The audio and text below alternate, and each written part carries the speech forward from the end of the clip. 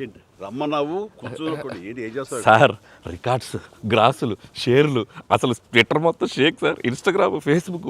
అవునయ్యా, నువ్వు ఇంత మంచి సినిమా తీసి ఇంత పెద్ద హిట్ ఇచ్చి వచ్చినటువంటి వీటికి నువ్వు ఆనందపడిపోతావు తప్ప ఇంత పెద్ద హిట్ ఇచ్చిన మన ప్రేక్షకులకి ధన్యవాదాలు చెప్పే అవకాశం ఏమైనా ఉందా?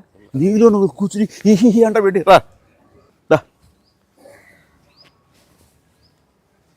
ఏంటా ఈ పంచాను ఈ షర్టు ఎక్కడ కొట్టుకొచ్చావు సార్ ఏ కొట్లు కొనుక్కొచ్చావు అన్నాను. సార్ డిజైనర్ వేరు సార్. అబ్బో చాలే చాలా విన్నావు, కూర్చో. ఎలా తెలిసిపోయింది? వెంకటేష్ గారిని రమ్మన్నాను, వచ్చి ఉంటారా? హ్యాపీ సంక్రాంతి.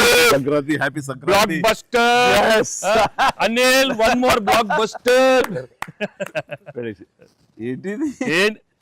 ఏంటిది? నువ్వేంటంట? ఓహో.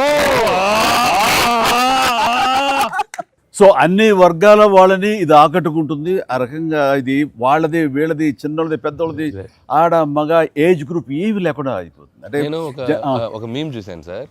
ఒక ఆవిడ మంచి చలిలో ఒక పెద్ద ఆవిడ వచ్చి టికెట్ కౌంటర్ దగ్గర నుంచోనింది, చిన్న స్వెటర్ వేసుకొని అలా వచ్చి నుంచుంటే ఎవరో ఒక మైక్ పట్టుకుని అడిగారు, ఏమ్మా సినిమా ఎలా ఉండబోతుంది అని అడిగారు. ఇంత చలిలో నేను బయటకు వచ్చానంటే ఈ సినిమా ఎలా ఉండబోతుంది నీకు తెలియట్లేదా అని ఆవిడ.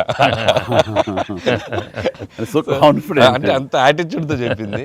సో అంతేకాదు సార్, అంటే మొత్తం సినిమా మీ ఫ్యాన్స్ ఎప్పటి నుంచి మిమ్మల్ని ఎలా చూడాలనుకున్నా మొత్తం అందరు ఎక్కడోళ్ళు అక్కడ అంటే ఆల్ ఏజ్ గ్రూప్స్ కదిలారు. అలాగే వెంకీ గారిని అభిమానించే అభిమానులు.